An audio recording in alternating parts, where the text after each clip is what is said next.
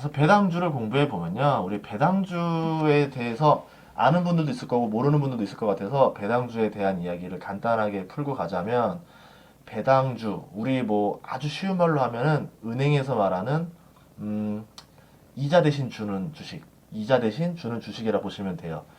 어?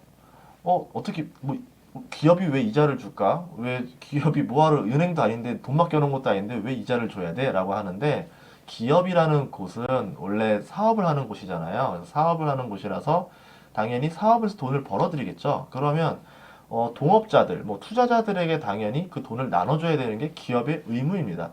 근데 우리나라 같은 경우는 그 의무를 많이 수행하지 않는 편이죠. 그냥 이러는 거죠.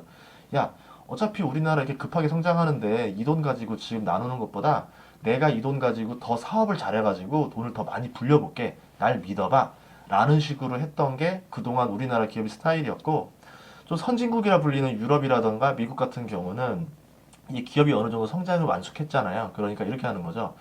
뭐 이거 가지고 더 사업해서 말아먹는 것보다 그냥 너희들이랑 같이 나누자. 이제 우리 열매가 많이 익은 것 같으니까 좀 나누자라고 해서 배당을 많이 주는 편이기도 하고, 미국 같은 경우는 401k라고 해서 연금이 있어요. 이 연금을 가지고 주식 투자를 해서 많이 수익을 냈었는데, 이거와 마찬가지로 이제 주식을 많이 가진 노인들이 많다는 거죠.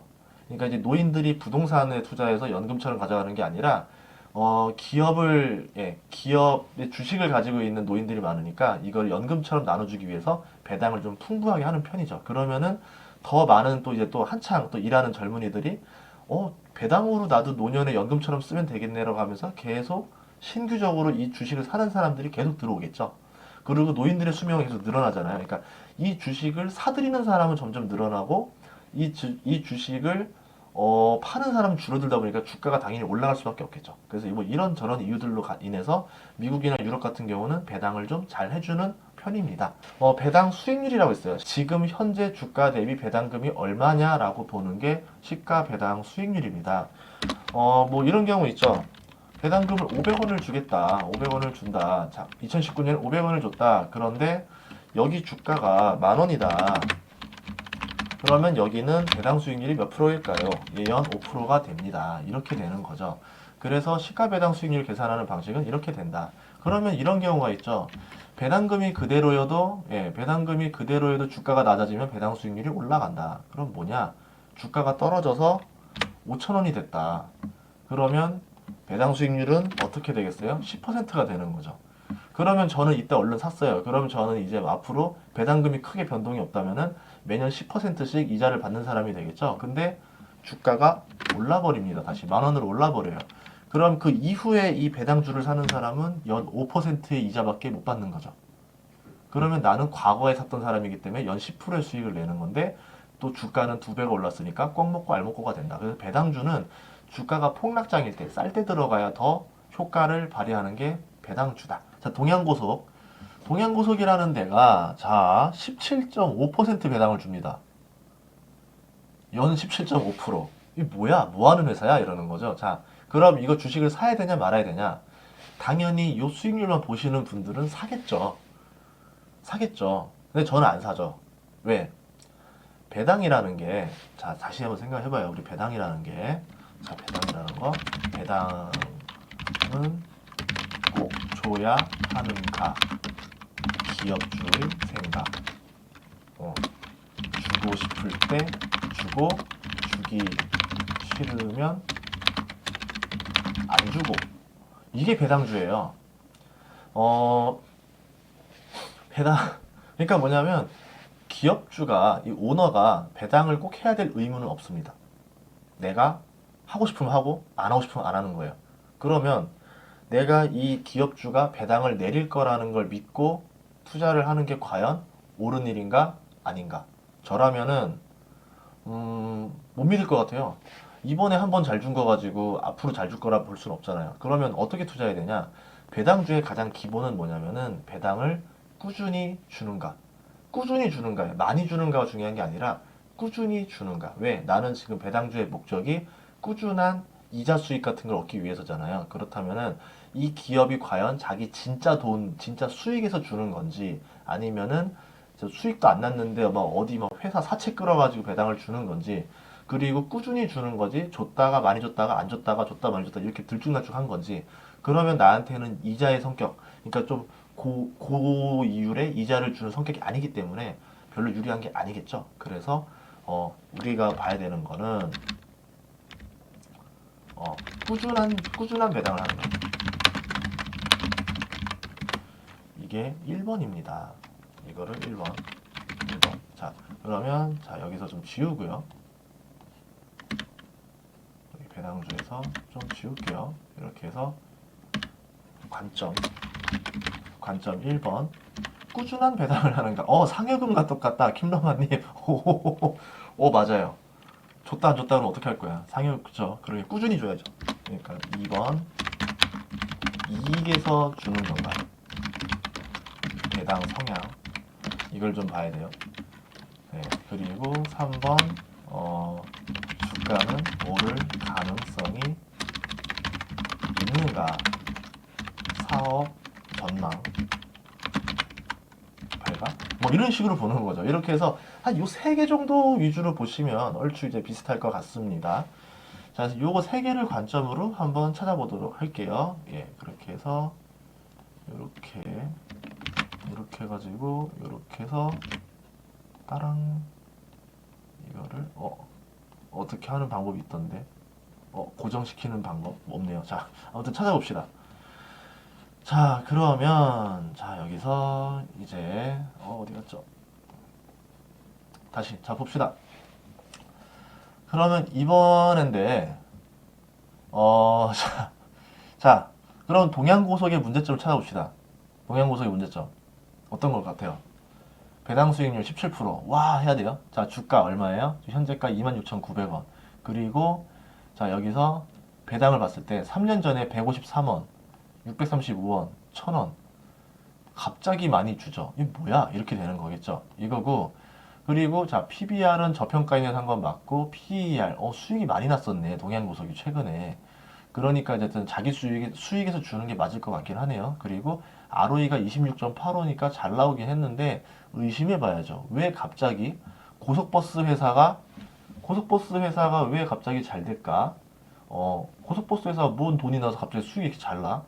뭘 많이 했나? 아니잖아요. 그러니까 의심해 봐야죠. 왜 그럴까?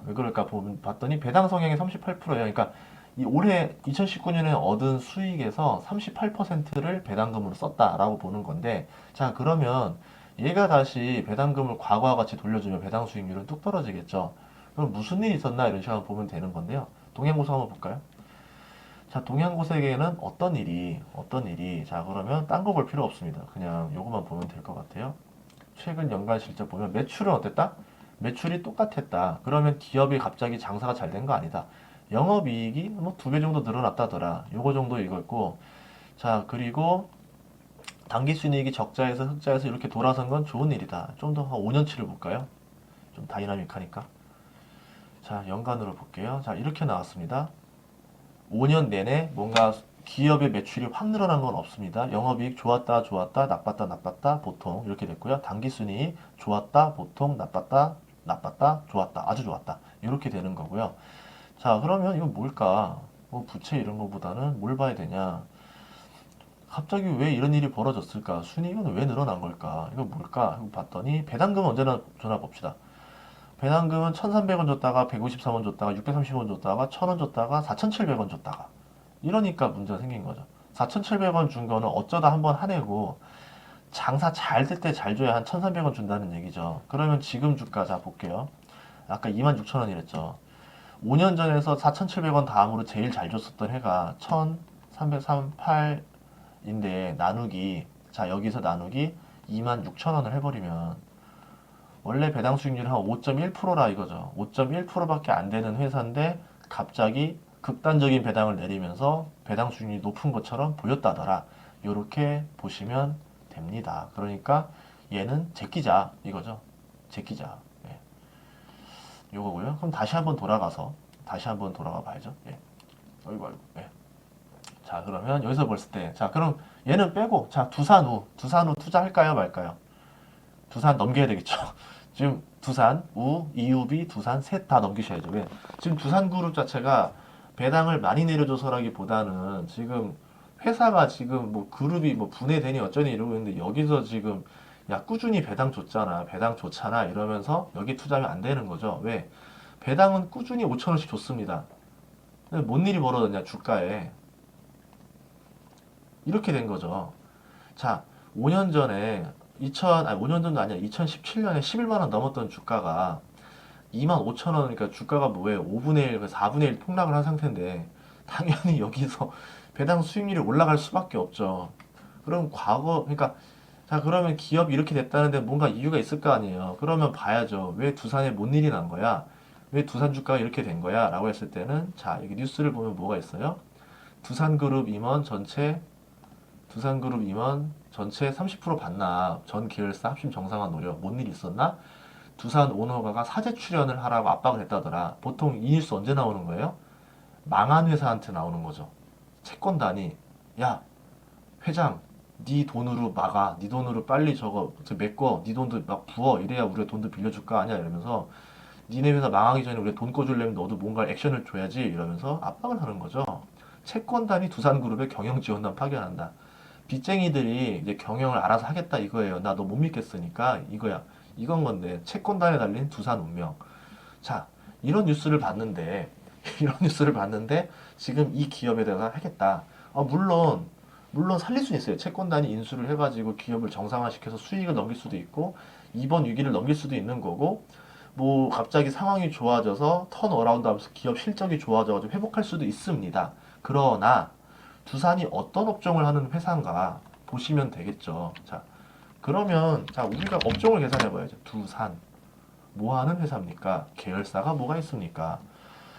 자, 두산의 주력 계열사는요. 두산중공업이 있대요. 두산중공업은 기초 소재부터 해가지고 화력, 원자력, 풍력의 발전 설비와 해수 담수화, 수처리 설비에 이르기까지 발전, 워터 산업, 물 원자력은 얘예요. 물하고 원자력은 무조건 두산중공업이야. 근데 지금 어떤 일이 벌어졌나 생각해 보세요.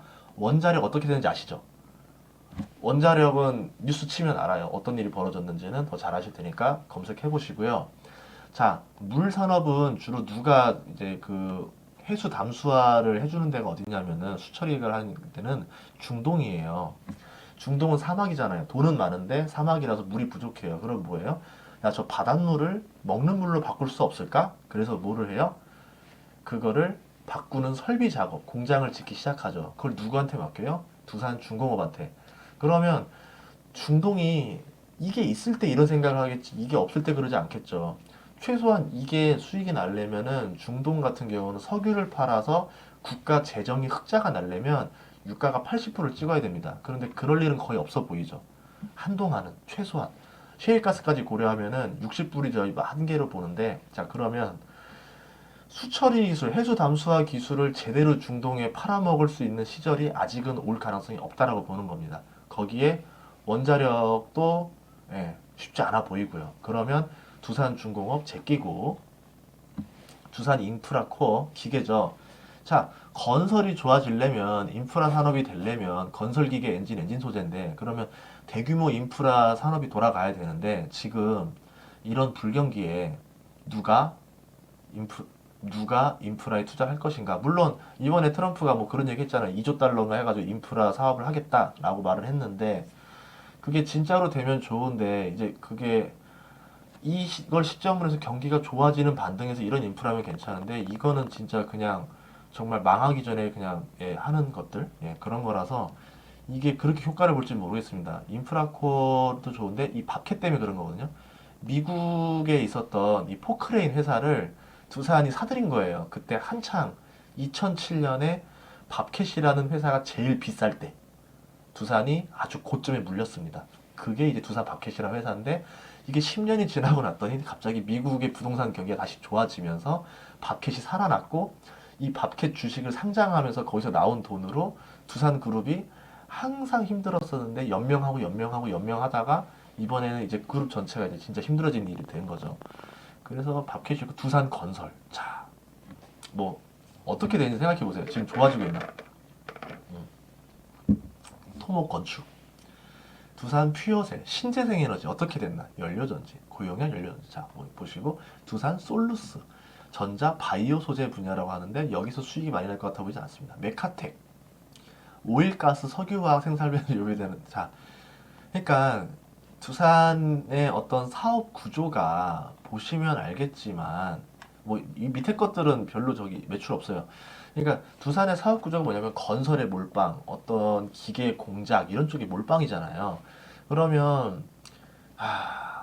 자, 이게 좀 회생하기 쉽지 않을 것 같고 만약에 제가 박용만 회장이라면 두산그룹이라면 저라면 이제 결심을 할 건데 지금은 아니고요.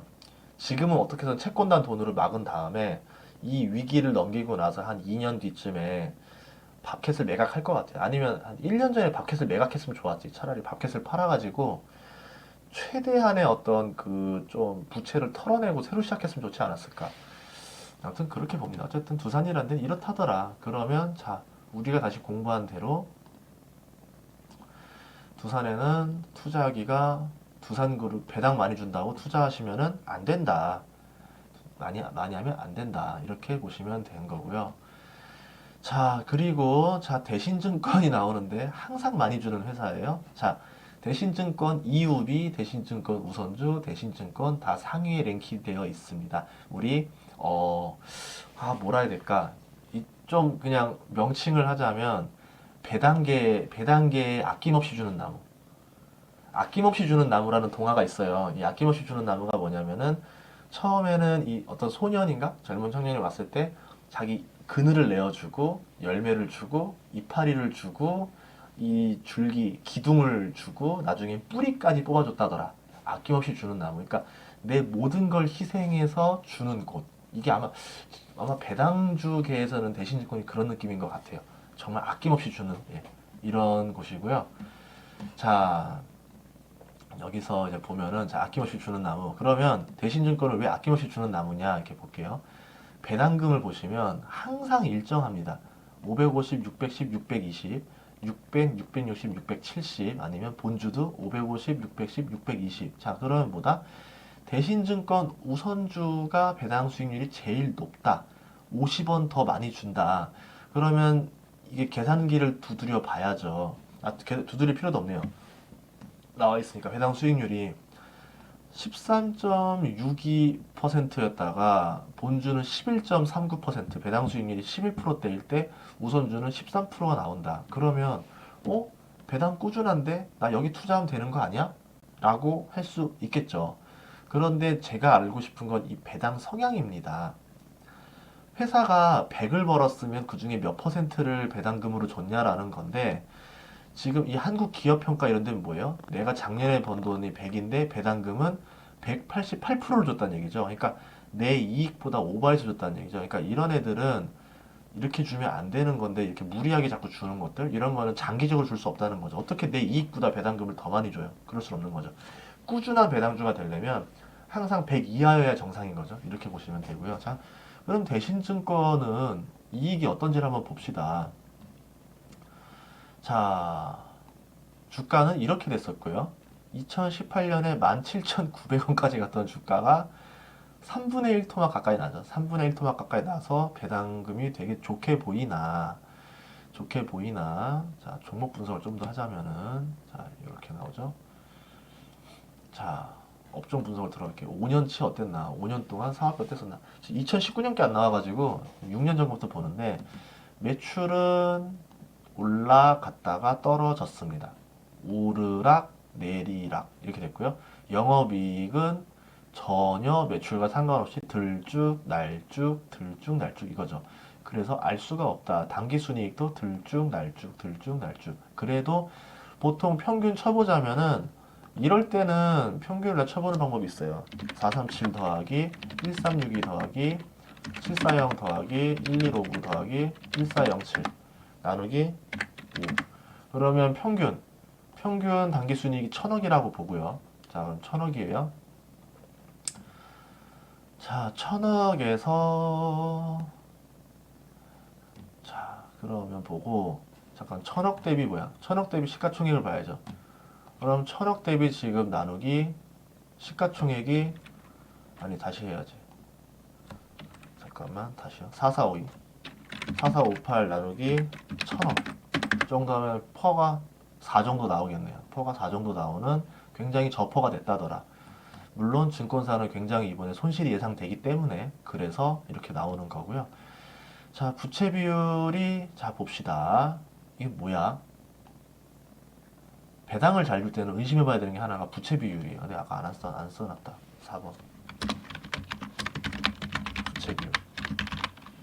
자, 그러면 부채 비율이 800%가 넘는 기업에다가 배당을 잘 준다는 게 과연 내가 이거를 믿는 게 좋을까? 자, 봐야 되는 거죠.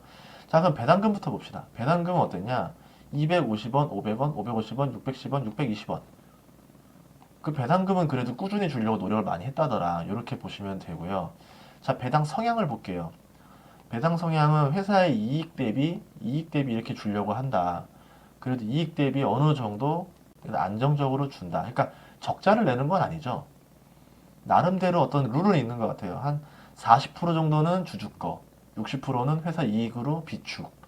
그리고 순이익을 내고 있습니다. 이 높은 부채 비율을 가지고도. 그러면 이 회사가 하는 사업은 뭐다? 증권회사잖아요. 그럼 다른 증권회사도 부채 비율이 높은가를 보면 되겠죠. 증권업 자체가 원래 부채 비율이 높은가 보다. 라고 생각하면 뭐 하면 되겠어요? 누구 있지? 삼성증권 볼까요? 그럼 삼성증권은 부채 비율이 어떤가? 이렇게 보면은 비교가 좀 어느 정도 되겠죠. 자, 얘는 부채 비율이 어떤가? 얘도 맞네? 그러면, 증권업은 원래 부채 비율이 높은가 보다. 라고 생각할 수 있겠죠. 자, 그러면, 자, 여기서 하나만 더 볼까요? 미래 에셋. 네. 이 친구도 그러면은 혹시, 예, 배당 어떤가? 저기 부채 비율이 어떤가? 여기도 부채 비율이 1300% 넘습니다. 더하면 더했지 덜하지 않아요. 그럼 뭐예요? 아하, 그쵸. 아하, 그냥 그런가 보다. 그냥 금융업상 애초에 이게 높게 잡히나 보다. 항공업이 그렇고 금융업이 그래요. 부채 비율이 좀 높아요. 어쩔 수 없어요. 이거는 그냥 업계 룰이야. 그렇기 때문에 야, 나는 무조건 부채 비율 400% 이상은 투자 안 해. 이렇게 보면 또 안 돼요. 그 업계에 따라서 어쩔 수 없이 부채 비율이 높게 잡히는 경우가 있어요. 회계 처리 방식에 따라서 이렇게 보시면 되고요. 최경수님 반갑고요. 자, 사과롤님 반갑습니다. 예. 자, 그러면 다시 뒤로 돌아가서 뒤로. 자, 그럼 대신증권은 어떻다? 이번 증권업이 위기만 넘기면 해볼만 하다. 배당 투자 해볼만 하다라는 게 된 거죠. 자, 그러면 여기서 하나 더 보면은 여기 웅진 싱크빅이라는 친구가 있어요. 자, 여기는 할까 말까 고민이 되는데 조금 애매한 게 있습니다. 3년 전 배당금이 0원이었다가 122원이었다가 0원이었다가 그런데 배당 수익률이 12.89로. 자, 그러면 내가 얘를 믿어야 될 것인가 말아야 될 것인가? 이번에 배당금은 300원. 왜 이렇게 들쭉날쭉한 것인가? 얘를 봅시다. 왜 얘는 배당이 들쭉날쭉한가? 차트보다 보자. 자, 차트를 시세를 볼게요. 미안해요. 10년, 5년. 자, 주가가 쭉 흘렀죠. 쭉 흘렀습니다. 그러면 얘는 뭐냐면 주가가 6분의 1 토막이 날 정도라는 거는 뭔가 기업 실적이 계속 안 좋아지는 회사였다더라. 그런데 왜 배당을 내린 거냐라고 볼 수 있겠죠. 그 의심을 하는 상태로 들어가 볼게요. 그냥 무조건 주식 투자의 기본은 의심이에요. 의심하고 들어가는 거예요. 자, 봅시다. 그러면 6,500억, 6,200억, 6,200억, 6,400억, 매출은 그대로 좋다. 매출 좋다. 매출은 꾸준하다. 꾸준히 성장하지 못한다. 그죠? 그러니까 뭐냐면 정체돼 있다. 그러니까 주가에서 제일 안 좋은 정체. 영업이익도 꾸준하다. 이렇게 보면은 기본적으로 치면은 300억은 하지 않나. 뭐 제일 안 좋았던 때 200억 빼고는 그래도 340억. 최근 례로 봤을 때는 340억 정도 해줄 것 같고 단기 순이익은 얼마 정도 해줄 것 같다? 그동안의 추세를 봤을 때 한 240억 정도의 단기 순이익이 나올 것 같다. 그러면 지금 뭐야? 시가총액이 3,200억이니까 나눠봅시다. 3,227 나누기 240억. PER이 13이죠. 그럼 지금 주가는 적정한 상태지 싼 건 아니다. 자, 그럼 더 볼까요? 왜 근데 2019년에 어마어마한 적자가 났었나? 영업이익이 나고 적자가 났다라는 어떤 평가법이 바뀌었다던가 소유한 자산 처리가 잘못된 거 이런 걸 수가 있습니다. 투자활동 현금흐름, 투자해서 어마어마한 돈을 지출해서 뭔가 잘못돼서 이렇게 된 거다. 그러니까 일시적인 거다. 그러니까 이거는 그렇게 안 봐도 되는데 부채 비율 한번 볼까요? 부채 비율 400% 갑자기 늘었습니다. 이랬다는 얘기는 뭐냐면 뭔 일이 벌어졌다. 자, 자산이 6천억에서 2조 4천억으로 늘었다. 웅진 싱크백이. 그리고 부채도 어마어마하게 늘었다. 뭔 일을 했단 얘기죠. 자, 뭔 일 했단 얘기예요. 뭔가 갑자기 사연이 바뀌었죠, 여기서. 이렇게 됐고. 어쨌든 자본이 늘었지만 부채 비율을 극단적으로 가져가게 됐다. 그래서 이렇게 됐단 얘기고요. 자, 여긴데. 그러면, 자, 배당을 안 주다가 12원 줬다. 그러니까 그동안 수익이 없어서 배당을 안 준 게 아니라 수익이 나도 배당 안 주던 회사가 한 번 줬고 이번에 많이 줬어요. 근데 이번에는 순이익 손실이 많이 났으면 이걸 안 줘야 되는 건데 왜 줬을까? 이거는 의심해 보셔야 되는 거죠. 의심하셔야 됩니다. 그러면 다는 이런 거에다가 나의 돈을 맡기고 이자처럼 안정적인 느낌을 주지 못한다. 그러면 투자하지 않는다. 이게 웅진 싱크빅이고요. 차라리 배당 생각하면 차라리 싱크빅보단 코이가 낫죠.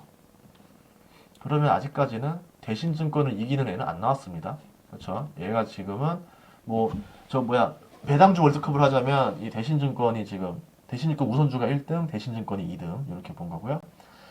자, 유전 몰라요. AJ 네트워크스, AJ 렌터카. 배당 수익률이 10%라고? 와. 근데 보시다시피 60, 86, 100.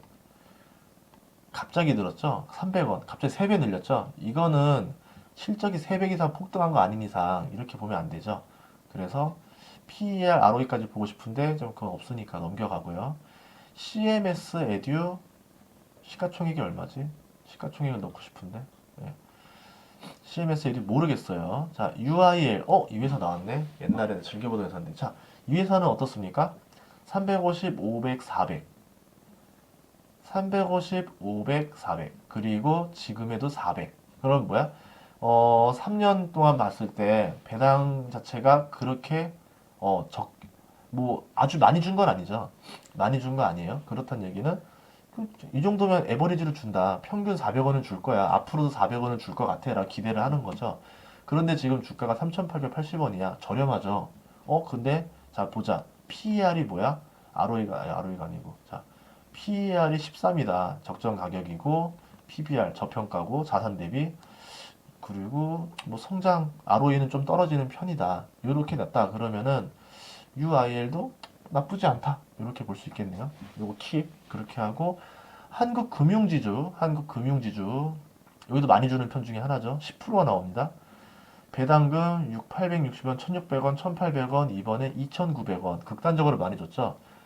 저는 꾸준한 거 좋아해요. 이렇게 갑자기 많이 주는 애는 그렇게 별로 제끼고 건설주 동부건설 영원 300원, 700원 제끼고 200원, 360원, 100원, 230원을 준 동양생명 꾸준히 주긴 하겠지만 동양생명 지금 상태 안 좋죠.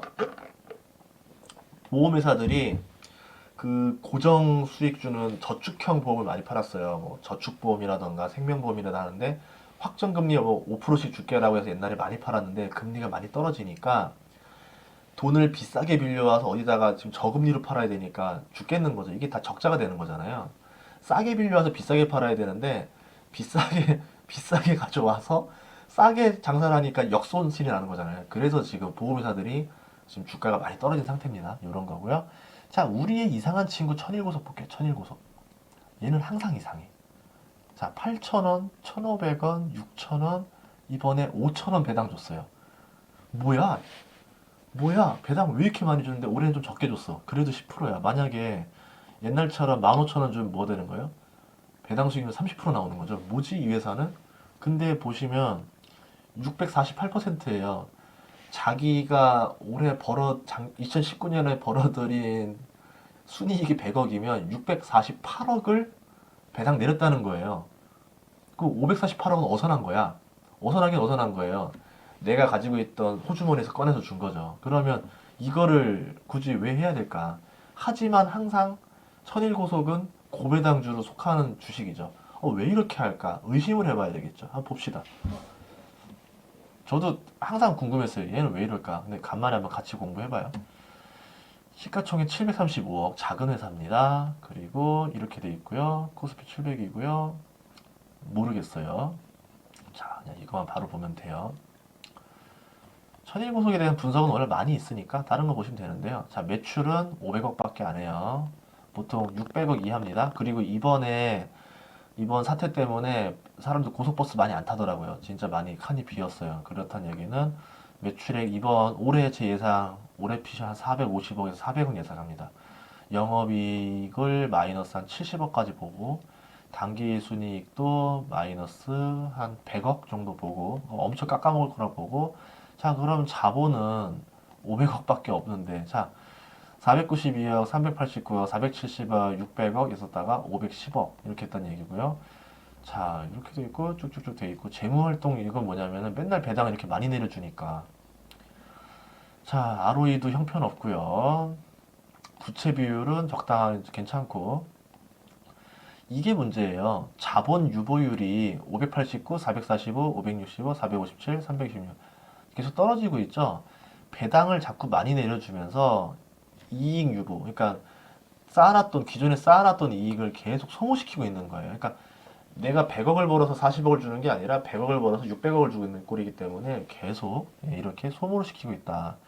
주당 순이익은 5만 원짜리 주식이 이때 한번 장사를 잘해서 돈을 벌었다. 이렇게 보는 거고, 이런 거고요. 배당금은 6천 원, 8천 원, 15,000원, 6천 원, 5천 원. 이렇다는 얘기인데, 배당 성향을 보시면 185, 456, 80, 마이너스 4천, 648. 자, 결론이 나왔죠. 뭐다? 회사가, 사업주가 이 회사를 오래 이끌어갈 생각이 없는 것 같다. 주주들이 그냥 여기 있는 회사 돈이나 빨리 빼먹고 그냥 끝내야겠다라고 생각하는 게 아닌가라고 보고 있습니다. 자, 그러면 여기 주요 주주를 좀 봐야 되겠죠? 주요 주주를 보면은 대주주의 지분율이 85.74%예요. 유통되는 주식이 거의 없습니다. 그러면 뭐냐면 대주주가 거의 개인 회사인데 대주주가 어마어마한 배당을 통해서 그러니까 배당을 내리면 내릴수록 다 내가 오로지 다 수혜를 받으니까 그냥 배당으로 그냥 얼른 먹고 그냥 회사 뭐 미래 가치도 별로 없는데 배당으로 빨리빨리 먹고 끝내자 뭐 이렇게 생각하시는 게 아닌가 그렇게 보는 것 같습니다. 이렇게 보시면 되고요. 그래서 천일고속은 아무리 고배당이라고 하더라도 재투자 목록에서는 제외 이렇게 보고요. 우리금융지주 괜찮죠. 수익률 좋아졌어요. 뭐 지금 DGB 금융지주도 그렇고 우리금융도 그렇고 뭐 하나금융 뭐 미래에셋대우 뭐 현대차증권 현대 뭐 저기 뭐야 DB금융투자 BNK금융 그러니까 일반적으로 금융업들이 배당을 잘 주는 편인데요. 우리금융지주도 있지만 제가 조금 눈여겨봤었던 게 원래 이거 봤었는데 이게 되게 좋았었는데요. 자, 우리금융지주는 배당을 꾸준히 주지 않았었어요. 땡땡땡 하다 갑자기 이렇게 된 거니까 데이터에 없으니까 좀 빼다 치고 금융주들이 보통 안정적으로 배당을 잘 줍니다. 300원, 340원, 360원, 410원 배당이 점점 늘고 있죠. 그래서 이렇게 했던 주식이었는데 DGB 금융지주를 봅시다. 시가총액이 7,300억이고요. 주가가 12,000원에서 3,300원까지 떨어졌고요. 그리고 PER이 뭐다? 2.65배다. 2.2배다. EPS. 한 주가 1년에 벌어오는 돈이 2,000원인데 지금 주가가 4,000원이다. 한마디로 뭐냐면 지금 상태로 수익만 내면은 이 장사를 하면 한 2년 반 정도면 본전을 다 뽑는다. 어마어마한 수익률을 낸다. 이렇게 보시면 되고요. 다시 100 나누기 펄을 나누면 이게 주가 수익률을 보실 수 있는데 100 나누기 2.26을 하면요. 연 44%, 44.2%의 수익률을 보여주는 아주 어마어마한 저평가 주식이다 라고 보시면 됩니다. 그러면 사업이 얼마나 불안하길래 이렇게 나오냐? 꾸준하지 않았냐? 그것도 아닙니다. 꾸준히 나왔었습니다. 연간으로 보시면요. 매출 계속 늘고 있고요. 3조 5천억, 3조 6천억, 3조 6천억, 4조 1천억, 4조 9천억. 폭발적으로 매출이 늘고 있고요. 영업이익 3,400억, 3,800억, 4천억. 잠깐 안 좋았다가 다시 4,300억. 당기순이익 계속 늘어서 3,600억까지 올라왔고 자산 총계 72조, 부채 총계 66조, 자본 총계 5조.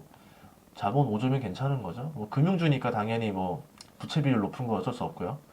자, ROE가 7.3, 9.25. 뭐 괜찮죠? 금융업 치고 이렇게 돼 있고 부채 비율 높은 거 빼고. 자, 이렇게 나왔고요. 배당금 보니까 280원, 300원, 340원, 360원, 410원. 그때는 주가가 비쌌으니까 배당 수익률이 낮았고, 그때도 주가가 높았으니까 배당 수익률이 3%밖에 안 됐고, 그때도 배당 수익률이 높았으니까 이거밖에 안 됐고, 이때였는데, 이번에 주가가 어마어마하게 폭락하면서 배당 수익률이 10%가 됐다더라. 이렇게 보시면 되고요. 그리고 현금 배당 성향은 14%. 짜죠? 그러니까 수익의 5분의 1 이상은 배당 수익률로 잘 주지 않는 편입니다. 이렇게 보시면 되는 거고요. 어, 그러면 회사의 수익의 5분의 1은 배당, 5분의 4는 다 재투자 이렇게 보시면 되니까 건전하게 잘 하고 있다 이렇게 보는 거죠. 그러면 이 기업의 배당 수익률 괜찮다. 자, 그러면 사야 되는데 왜 못 사냐? 금융업이 가진 가장 큰 문제. 내가 빌려준 돈을 못 돌려받았을 때 어떤 일이 벌어질까? 어, 예전에 한창 쩐해전쟁이라는 드라마 할 때 제가 사채업자에 대한 관심이 많아서 사채업자가 돈을 얼마나 벌까 해서 관심이 많아서 되게 조사를 많이 했었어요. 그랬더니 그런 말을 하더라고요. 너 내가 돈 많이 버는 것 같지? 이러더라고요. 그래서 왜 그렇게 많이 버는 것 같다 이랬더니 아니라는 거예요. 그래서 왜요? 그러니까 내가 빌려주는 사람한테 돈 떼일 확률이 얼마나 높겠냐. 그래서 10명한테 빌려줘서 한 명한테 떼어도 거의 본전이다. 그러니까 그래서 이자를 더 받는 거다. 뭐 이런 말을 하던데 어 그러니까 은행도 마찬가지로 뭐냐면 은행 같은 경우는 보통 돈을 떼일 가능성이 제로에 가깝습니다. 평상시에는. 왜? 워낙 그 담보를 세게 잡고 신용대출도 뭐 진짜 돈 못 갚을 것 같은 애한테는 애초에 빌려주지도 않는 곳이 은행이어가지고 은행이 보통 돈이 떼일 가능성이 제로에 가까운데 그런데 만약에 사태가 벌어지는 경우죠. 줄줄이 도산하는 경우, 줄줄이 사탕. 그럴 때는 0%의 위험률이 갑자기 30%, 40% 위험률이 되면서 그것들이 경매에 우르르 나왔다. 경매의 물건이 우르르 나오는 순간 제값을 받고 팔기는 어렵겠죠. 우르르 떨어지겠죠. 그러면은 채권 회수가 완전 불량이 되면서 갑자기 가지고 있던 채권들이 다 예, 싹 문제가 생길 수 있겠죠. 그래서 보통 금융위기가 왔을 때 IMF에 들어서 기업 줄도산이 예상될 때 뭐 그룹 하나가 무너졌다는 얘기 들었을 때 이럴 때마다 금융주들, 특히 은행주들이 벌벌벌벌 떠는 겁니다. 그래서 지금 금융주가 굉장히 주가가 많이 하락한 상태다라고 생각하시면 됩니다. 특히 대구 같은 경우라든가 부산 같은 경우는 지금 대구는 이번에 경북 대구 사건 때문에 실물 경제가 완전히 죽어가지고 약간의 좀 더 리스크를 높게 보는 것도 있었고 부산 같은 경우도 지방 제조업이 가장 많고 제조업에다 돈을 많이 빌려준 은행 중에 하나인데 부산 경기가 그렇게 좋아 보이지 않기 때문에 지방은행 같은 경우는 조금 더 리스크를 더 할증을 붙이는 경우가 있죠. 그래서 이렇게 된 거고요. 어, 그런 것들이 있다더라. 그래서 이제 금융주는 이런 게 있다. 되게 어느 정도 리스크는 생각을 하셔야 된다. 그래도 항상 IMF 사건이 벌어지거나 금융위기가 났다거나 이러면은 외국인들은 또 군침 흘리고 그 나라의 금융 주식, 은행 주식을 막 사가요. 그렇다는 얘기는 또 곰곰이 생각을 해봐야 돼요. 그래? 그러면 금융주가 괜찮은 거 아닌가? 따라 사볼까? 라고 해보면 되고, 은행이 망했다라고 해서 은행 자체가 막 산산조각 나가지고 투자자들이 돈을 하나도 안 돌려주고 이런 거는 저축은행 사건 외에는 거의 없었어요. 그러니까 1금융권 자체는 그럴 일은 거의 역사적으로 없었던 것 같기 때문에 은행주가 위기가 왔다 하더라. 그랬을 때는 한 높은 확률로 한번 배팅을 해볼 만한 가능성이 있는 거죠. 역대껏 은행이 망해서 막 휴지 쪽 상장 폐지된 사례는 거의 없었던 것 같아. 보통 은행은 서로 먹고 먹히고 합병으로 거의 끝냈던 것 같아. 자, 그렇다면은 은행주가 아주 힘들 때 이때 한번 들어가 보는 건 어떨까라고 생각이 되지만 이번 사태는 조금 워낙 파급이 커서 조금 더 지켜보고 들어가는 것도 나쁘지 않다라 볼 수도 있죠. 그러니까 막 여기에 내 인생에 올인을 걸겠어 이렇게 못 하겠습니다. 아마 제가 제 비중에서 은행주가 아무리 매력적으로 보인다 하더라도 막 은행주 배당 수익률이 15%가 됐어요. 그렇다 했을 경우에도 내 인생에서 자금의 30% 이상은 투입 못할 것 같습니다. 그 정도로 리스크는 보고 있다. 이렇게 보시면 될 것 같습니다. 많은 분들이 오셨네요. 1000명 넘었네요. 반갑습니다. 감사합니다. 오늘 주제가 메리트가 있는 게 아닌데도 이렇게 많이 들어와 주셔서 감사하고요. 제가 지금 댓글창들, 댓글을 안 쳐주시는 분들도 감사하고, 댓글 해주시는 분들은 제가 이제 그 아이디어 또 눈에 익으니까 또 이렇게 많이 잘 외워두도록 하겠습니다.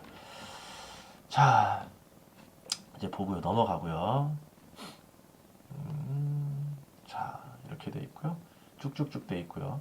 그러니까 항상 아쉬운 건 이거 있죠. 내가 그 97년도에, 98년도에 외환은행 주식을 사고 싶었었는데, 뭐 기업은행이라던가 이런 거 샀으면 참 좋았을 텐데, 그렇죠. 예. 자, 어쨌든 이런 게 있다는 거고요. 쌍용양해가 참 좋아요. 매력적인 친구예요. 아, 좀 쌍용양해 먼저 봐볼게요. 우리 배당의 꽃, 배당의 2등 친구. 쌍용양해인데요. 3년 전엔 32원 줬다가 214원 줬다가 370원 줬다가 이번에 420원. 배당을 점점 늘려가고 있는 주식 중에 하나가 쌍용양회입니다. 쌍용양회고 자 보면은 PER이 7이 ROE가 7 그리고 PER이 20 PBR이 1.59라는 거는 시멘트 산업을 하고 있는 회사인데 시멘트 산업을 하고 있는 회사가 치고는 PER이라던가 PBR이라던가 이런 것들이 너무 좀 고평가가 아닌가라고 보여지는데요.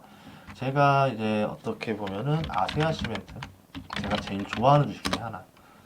저랑 인연이 많은 회사인데 자, 이 친구를 비교적으로 보여드릴게요. 그럼 이 친구의 PER은 어떤가? 6.67이죠. 그런데 아까 뭐라 했어요? 쌍용양해의 PBR은 뭐다? 쌍용양해의 PER은 21. 그럼 아세아 시멘트가 3배 차이 나죠. 자, 그러면은 PBR 0.2. 원래 시멘트주는 사양 산업이고 워낙 자산이 많기 때문에 자산 대비 할인을 어마어마하게 칩니다. 그래가지고 보통 시멘트주가 PBR 1 넘는 경우가 거의 없어요. 그런데 PBR이 1이 넘어요. 고평가가 된 거죠. 자산 대비. ROE가 7. 자, 그러면 아세아 시멘트 ROE는 어떻게 되냐? 좀 밑에 내려서 볼까요? ROE가 나와 있을 건데. ROE가 3.54. 그러니까 ROE 대비 좀 고효율적인 사업을 한다라는 건 맞는데 그렇다고 해서 이렇게까지 고평가의 주식을 받아야 되느냐라고 했을 때 그럼 어떻게 쌍용량의 주가가 이렇게 올랐느냐 보니까 배당 성향 회사가 벌어들인 돈이 100이라 그러면은 162억 그러니까 162%를 배당을 내린 겁니다. 그러니까 뭐냐면 회사의 이익보다 더 많이 배당을 내렸다. 그러니까 회사 자금을 호주머니에 뺏어도 배당을 더 많이 줬다. 그러면 이거는 정상적인 배당이 아니다. 왜 그럼 정상적이지 않은 배당을 하고 있는 것일까? 왜 그럴까? 그렇단 얘기는 잘 생각해 봐야죠. 다 이유가 있습니다. 9.5, 9.5, 420원, 예, 19, 4,400원이니까. 자, 그러면은 배당 수익률이 10%가 나왔죠. 그럼 생각해 봅시다. 혹시 누군가가 주가를 떠받치기 위해서 강제로 배당을 높게 내린 건 아닐까? 그래서 보통 10% 정도 배당 주면은 더 이상 주가가 어느 정도 이 정도면 충분하다라 계산이 나오니까 4,400원 정도에 맞추기 위해서 420원에 고배당을 내린 거는 아닐까라는 의심을 해보고 가야죠. 아세아 시멘트 같은 경우는 PER이 6이지만 배당 수익률이 3%입니다.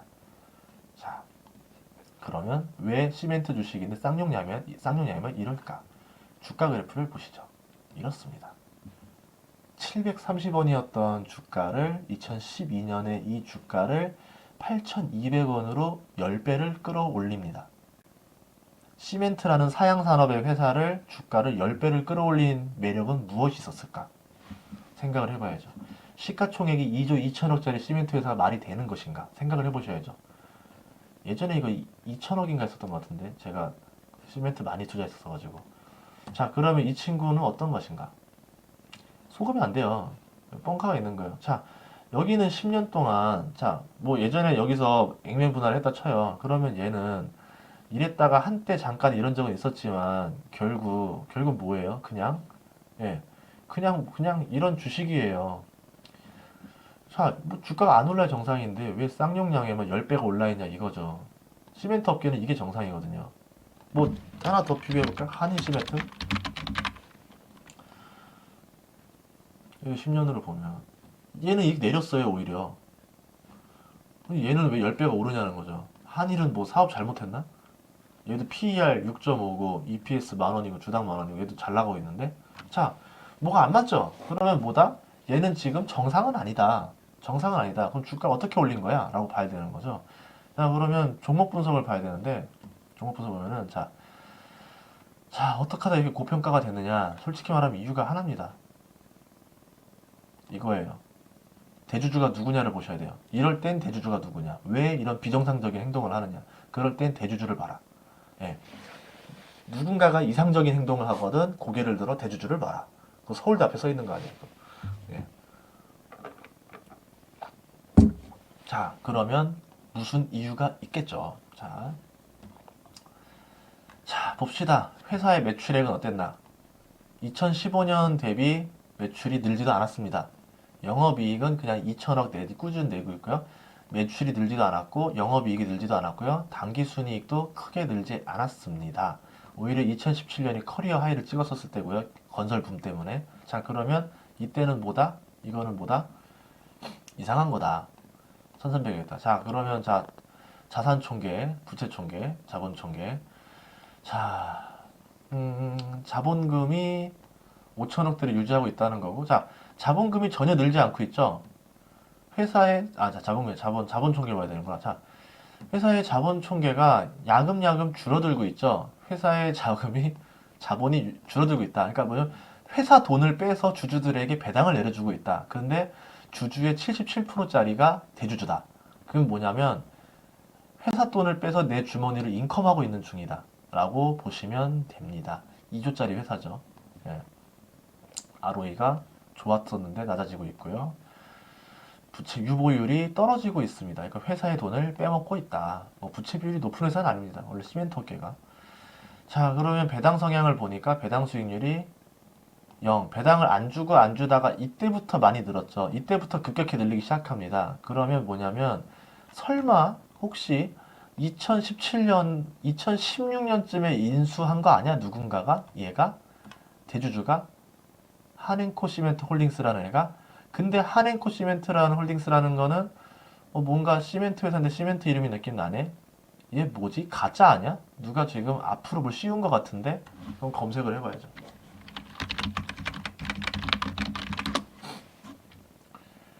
자, 쌍용량의 인수, 쌍용량의 인수.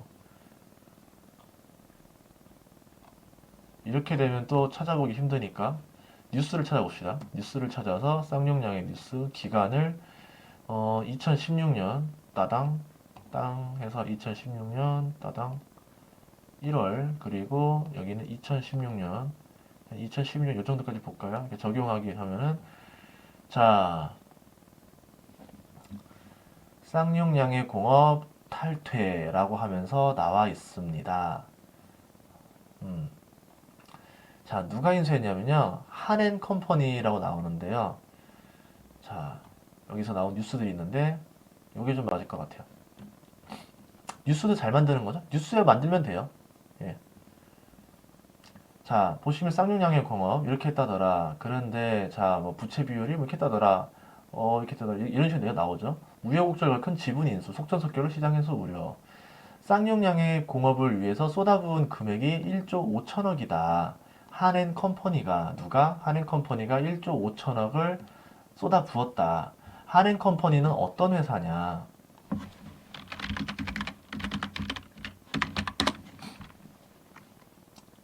통합검색. 한앤컴퍼니라는 회사는 기업을 인수하는 회사입니다.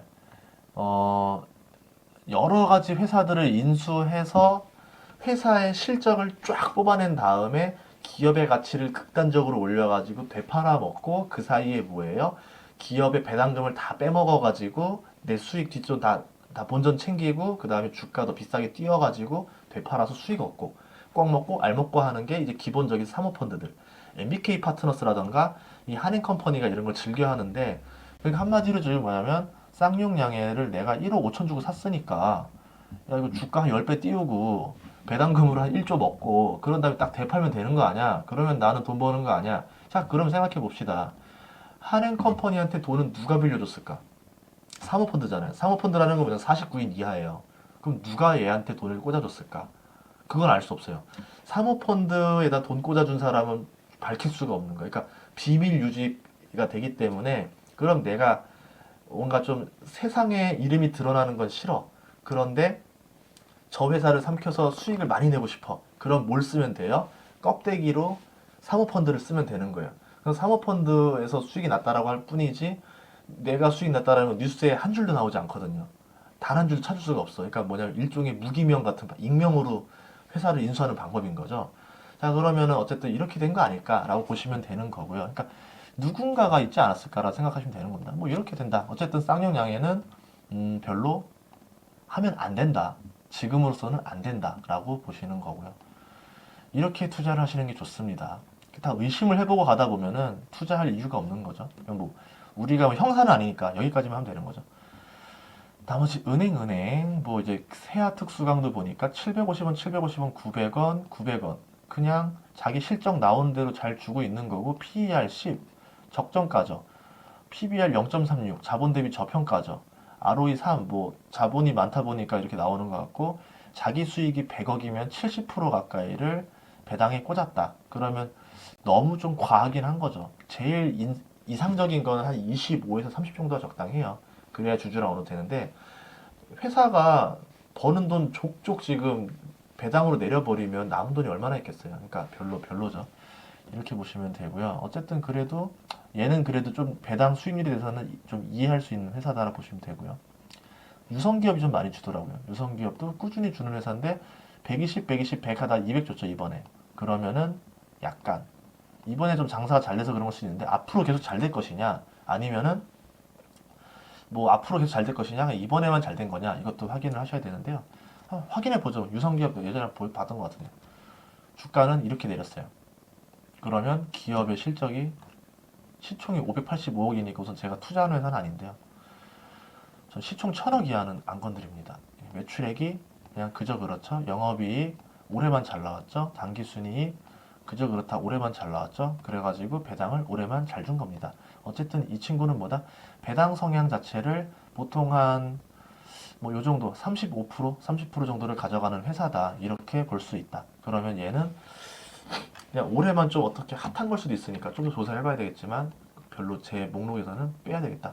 보는 거고요. 자, 현대중공업 지주 많이 주고 있는데 자, 156이죠. 배당 성향이 100억을 벌면 156억을 배당을 줬다. 제껴요. 아니에요. 자, 내려갑시다.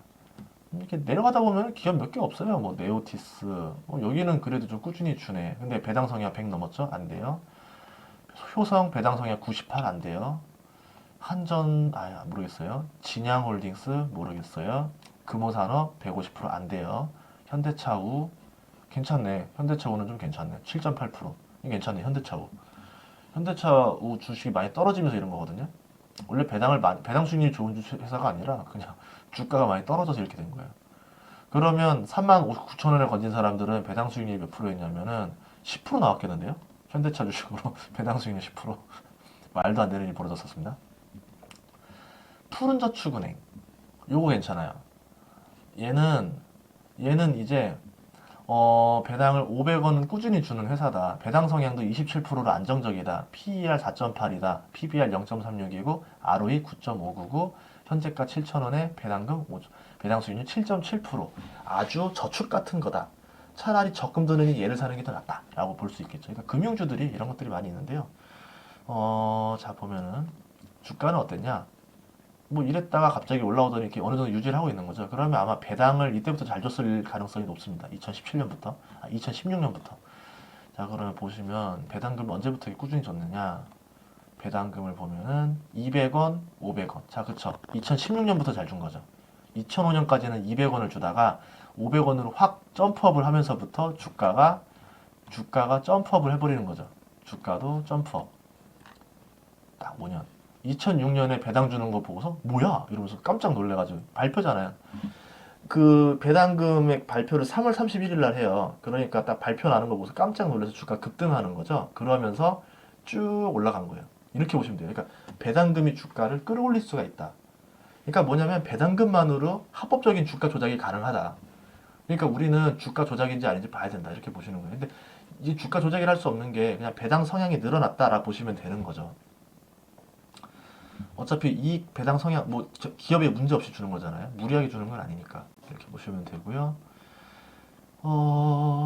제가 제일 추천하는 거는 맥커리 인프라인데 좀 더 보면은 맥커리 인프라가 있을 것 같은데 한일도 배당 많이 줍니다. 7%입니다. 얘는 괜찮아요. 왜? 근데 배당 주기 시작한 게 좀 사례가 많이 된 거 아닌데 한일 시멘트 종목 분석 배당 수익률 7.7% 이거는 좀 봐야 되는데 끊겨서 그런데 배당 잘 주는 회사 중에 하나예요. 주가가 많이 내려가서 배당이 많이 나오는 것처럼 보이는데 원래 배당 수익률이 높았던 게 아니라 주가가 하락해서 배당 수익률이 높게 나온 겁니다. 이렇게 보시면 됩니다.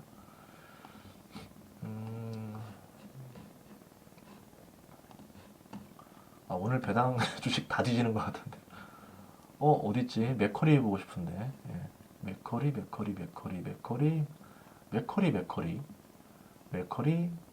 올해 배당 안 줬나? 아니, 없으면 찾아가 나가면 되죠. 맥커리.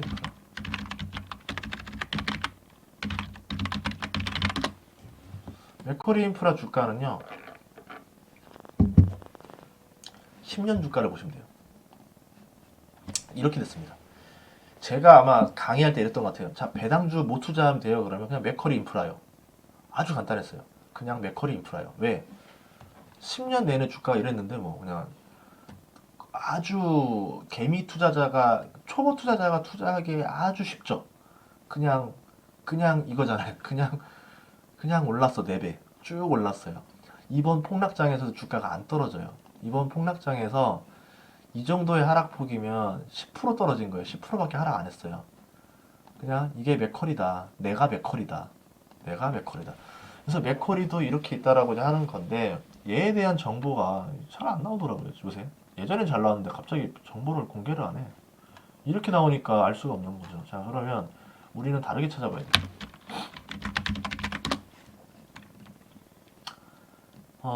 맥커리 인프라 배당금 입금. 자, 봅시다. 맥커리 배당금.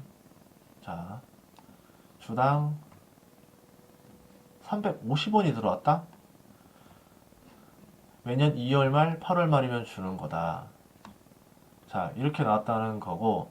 자, 그러면 배당금을 봅시다. 쭉쭉쭉. 아, 이거 너무 어렵다. 이거 말고. 이게 나왔다. 배당 수익률 6%대다. 원래 맥커리 인프라 배당 수익 나온 게 있었는데 네이버로 안 잡히는데 원래 따로 잡히면 알려드릴게요. 예전에 얘가 6에서 8% 계속 나오거든요. 10년 내내. 맥커리 인프라. 롯데리츠 광고하는 것 같은데 이거는. 저는 투자 안 해요. 맥커리 인프라를 최선호주로 한다. 이렇게 됐고요. 얘네가 가지고 있는 게 천안 논산 고속도로, 인천 국제공항 고속도로, 거기 막 돈 받는 거 있죠? 이런 것들. 그러니까 고속도로를 민자로 지어주고 돈을 빨대 꼽는 거예요. 국가 세금으로 빨대 쫙쫙 꼽는 건데 뭐 한 7%, 6% 이렇게 나온다더라. 그러면은 이 정도면은 괜찮은 거죠. 예, 이렇게 해서 맥커리 인프라더라. 근데 주가가 뭐다? 자, 배당 6%에 10년에 주가 4배면 괜찮은 거 아니에요? 괜찮은 투자죠. 자, 그러면 300% 올랐다 쳐봐요. 나누기 10년. 뭐냐, 아주 무식하게 계산해서 30% 더하기 배당 수익률 6.5로 합시다. 그러면 연평균 투자 수익률 36.5%. 이게 워렌 버핏이잖아요. 워렌 버핏 더 괜찮네. 이것만 사도 됐잖아요. 그러니까 근데 이제 국가 산업에서 맥커리 인프라의 단점이 뭐냐면은 지속적으로 인프라 산업이 있어서 계속 민자 산업에 참여를 하고 그 자본을 가지고 계속 효율적으로 투자를 해서 빨대를 뽑아줘야 되는데 최근 들어서 민자 사업 한 게 많지가 않아요. 그래가지고 과거에 좀 했던 산업들이 빨대를 많이 꼽아서 좋아졌던 건데 이제 앞으로의 먹거리는 또 뭐가 있느냐 그걸 찾아내야 되는 게 맥커리 인프라의 어떤 운명이긴 합니다.